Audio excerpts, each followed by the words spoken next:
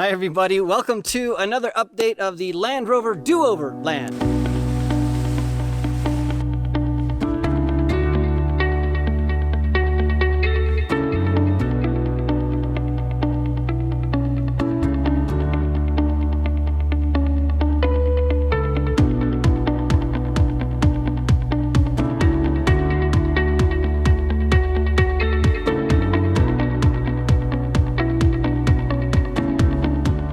You can see that the Land Rover looks very different than it did in the last episode. I've got a lot to tell you about and show you, but first what I need to do is get my camp set up. I'm out here in the White Mountains in eastern Arizona. It's just really beautiful here. But let me get this set up and then I'll show you what I've done to the rig and bring you up to speed.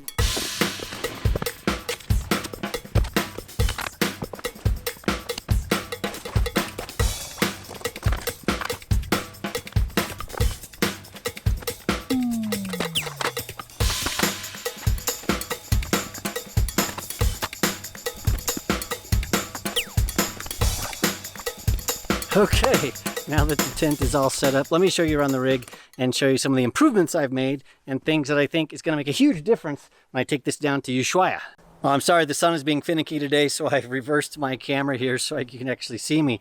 But let me tell you about some of the basic things I've done to the rig. I didn't do much, but what I did is a significant improvement. Now remember, my goal is to make this an expedition vehicle, not necessarily an overlanding vehicle. I want to be able to go through South America. I want to be able to go into the Amazon basin and through the jungle and some mud and ruts. I want to be able to do recovery with nobody else there. I need to do some things, and I need to be able to pull off on the side of the road, throw up my tent, camp, and then take everything down and just keep going. So this rig is built specifically for South America and to go to Ushuaia. That is my goal, is to take this down to the farthest point in South America. So what I've done is, the first thing, I put a Frontrunner rack on here that allows me to mount things on the top of the Land Rover. The day has finally arrived. My Frontrunner roof rack is here. Keith is helping me out. You met him in the last video. And we're getting everything set up so that on Tuesday, about 3 days from now, my iKamper Skycamp Mini 3.0 is showing up, so we'll be all ready to go. I'm super excited because finally the Land Rover build is starting to have some character to it. So everything has been underneath the hood and in the suspension, stuff you can't see. But finally, now it's looking like an off-road vehicle. And so we're gonna get this installed. And then next will be the iKamper, and then I'll show you how everything looks. The biggest thing, obviously, is the iKamper Mini 3.0. That rooftop tent is spectacular. So I've been camping out for the last 3-4 nights here, I guess, in the White Mountains in Arizona, trying that out. It's been really windy. It's been super rainy. In fact, it was so rainy and stormy and lots of lightning, and I wasn't able to capture any of that on video. But the iKamper was a champ. No noise. It didn't blow over. Nothing. It was just rock solid. So I'm loving that. And then I also added some storage. I have a Pelican case on the back of the rack. And then I just held that down with some stratches. Those are little straps from Frontrunner. I wanted to make sure I had plenty of water, and so I added this. This is a 20-liter Frontrunner water tank and mounting bracket. And it's worked really, really well. It's got this little faucet right here that you just turn on and off. So that gives you water when you need it. And then it just all disassembles from the top. And so that is enough for about 2.5 days, 3 days if you spread that out. And so for me, I'm not planning on going off-grid and just staying out in the woods for a week or two at a time. And so that is plenty for me. That's enough water for me to wash dishes or have drinking water or do whatever I need to do. And I can refill that along the way. It meets my goals. And if I find out on my shakedown trips, that's what I'm doing right now, if I find out it's just not enough water, I can also add a second unit. Now there is a 40-liter tank. I didn't get that specifically because I didn't want to have to lift that up on the roof all the time, and I just wanted something small and maybe even leave some room for some extra storage up there. And so that's what I've done. So the second thing I'm doing here is I'm testing out all of this stuff. I want to camp out. I want to see if my cooking gear, all that stuff is up to snuff. Pretty much the same thing I did in the last shakedown trip, except I'm all by myself this time doing this solo. What I have learned is that it is really cold up here in the White Mountains right now. Last night it was about 40 degrees, and so I am not planning on camping in South America where it gets down to 40 degrees, but if I do, I am not prepared. It was uncomfortably cold, and so I need to get some extra blankets or an electric blankets or a heater of some sort because it was just unbearably uncomfortable. I couldn't sleep at all. So this is, in my mind, a warm weather rig. It is not suited for cold weather. 40 is about as low as I think I could stand. But that's what I'm doing. So what I'm gonna do is I'm just gonna camp out and share the experience as I explore the White Mountains. I absolutely loved the White Mountains. I was really enjoying zipping down the fire roads and exploring and seeing what I could find. But my favorite spot was definitely the Black River. It's just west of Alpine, Arizona. It's in a gorge, it runs for 10 or 15 miles, and it's just stunning. If it wasn't so darn cold, I definitely would have stayed a few more days.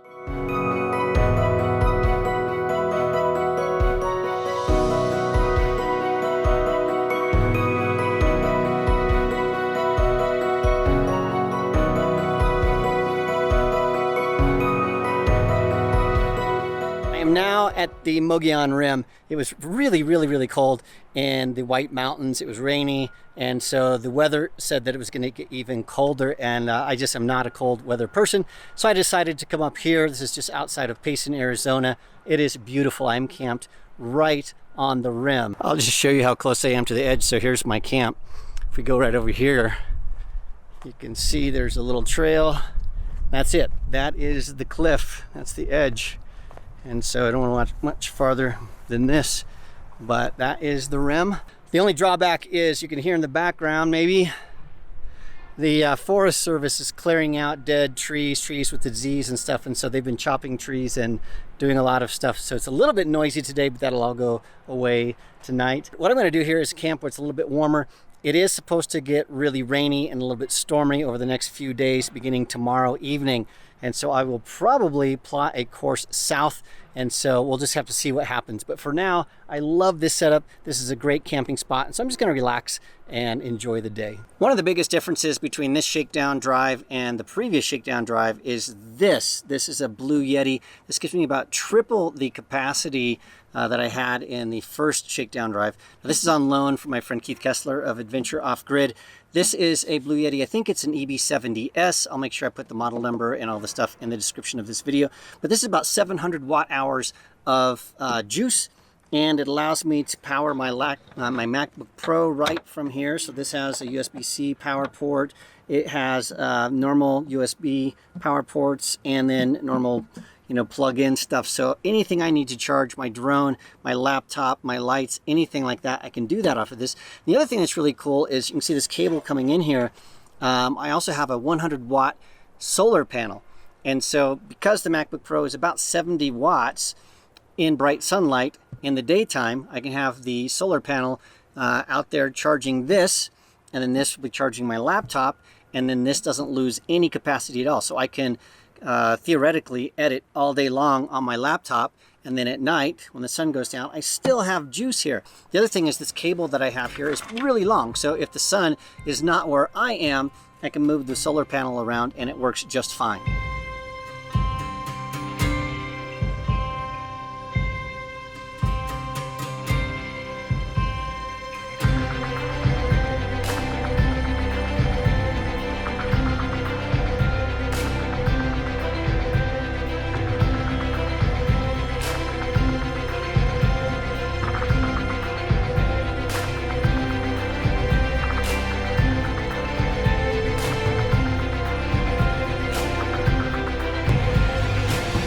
Well, it's nighttime. I'm in my tent. This is the iKamper Mini 3.0. This has been really cold in here in the White Mountains. It got down to about 40, 39 degrees, and I was really just uncomfortably, miserably cold. And so this sleeping bag I've had for a while. This is one of my, probably my favorite sleeping bag I've ever had. This is a Nemo, and it is a Ramsey. It is rated for 15 degrees Fahrenheit. So this should keep me plenty warm at night. In fact, I've had this in places that have been in the teens, and I've been just fine. So I think what's happened is, because I use this primarily on my motorcycle, it's been compressed so many times that the fibers inside have been smashed together. And so what you need to do is condition a sleeping bag like this.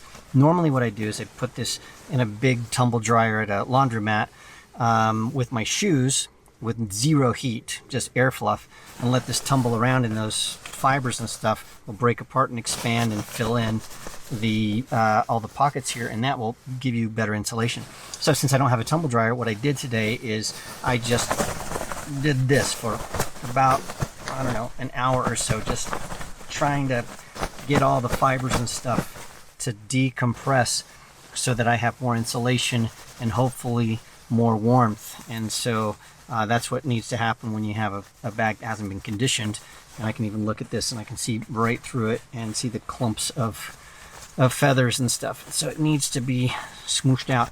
So it's a big experiment. Tonight I will sleep in my recently ruffled bag, and I'll let you know if it worked. Hopefully I'll be toasty warm tonight and not have an uncomfortable sleepless night like I had in the past. Well, the time now is 5:48 a.m. The good news is my sleeping bag worked just fine last night. It was nice and toasty warm, so that's great. The bad news is and the weather, it was predicted to start raining at about 10 in the morning today, but it actually started raining about 2 a.m. and we're in a little lull right now, but the weather map shows that it's going to stop raining in about 25 minutes for about 25 minutes, and then it's rain for the next 3 days. Rainstorms, lightning, all that kind of stuff. So because I'm up here on this mountaintop, it's really a bad place to be camping during rainstorms, especially with lightning and stuff like that. So in about 10 minutes, as soon as it hopefully stops raining, I have to get all my stuff out of this tent, close it up, and then get out of here and find a place that's a little safer to stay. So it's predicted to rain in most of Arizona for the next 3 days. So I have to figure out exactly where I'm going to be able to stay. Well, it has really started raining hard. It was supposed to be stopping, but I'm in a rainstorm. Oh, maybe that was the last hurrah. I don't know. I gotta get out of here. I'm covered in water. This tent is gonna be soggy. Well, the tent is down. It was very wet. There's a break in the rain for about 5 minutes, and then it just started raining again. I got pretty drenched. So hopefully I'll be able to find a dry place where I can open the tent and let it air out, so it doesn't get all moldy and stuff. Whew. Nice thing is it's warm. The cloud is keeping it nice and toasty here, but I gotta get out of here before it starts raining in earnest. Well, it's just starting to rain now, so it looks like I hit the window perfectly to get the tent down.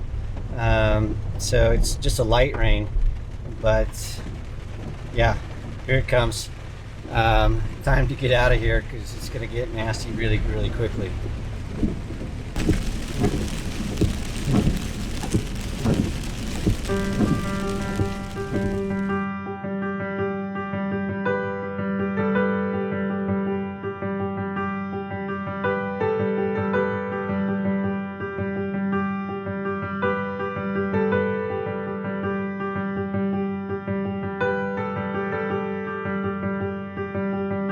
Well, the good thing is it has stopped raining. I am in the Coronado National Forest making some lunch here, some soup. And what I've decided to do is just hang out here for the next 3 days. It is normally pretty hot here, but because it's been rainy here, it's going to rain today, it rained yesterday, it's going to rain tomorrow. The temperatures max out at about 80 degrees, 75, 80 degrees, and at night it only drops down to about 65, so it's perfect. And so today when it starts raining, I'll plug in my laptop and I'll start editing this video. I know I need to get something out, and so I'll do that. And so this is the end of this part of the journey. next up, I don't know, we'll see. I'm thinking of maybe going down to Mexico and camping on the beach, or I might be going somewhere else. You'll have to join me in the next video to see what happens. Thank you so much for joining me for this episode. If you want more of this content, make sure you subscribe and turn on the bell so you don't miss any notifications. And if this is your thing, you might want to consider joining my support community. It does take quite a bit of money to do this kind of stuff, and I'd love one day to not have to eat soup out of a can. And so, right, I can't afford that. And so that support community, it's not just for grins, it's actually, I use that to help pay for gas and insurance and food and that kind of stuff. So if this is your thing, I encourage you to check that out and perhaps join the community. Well, thanks very much. I will see you again very, very soon.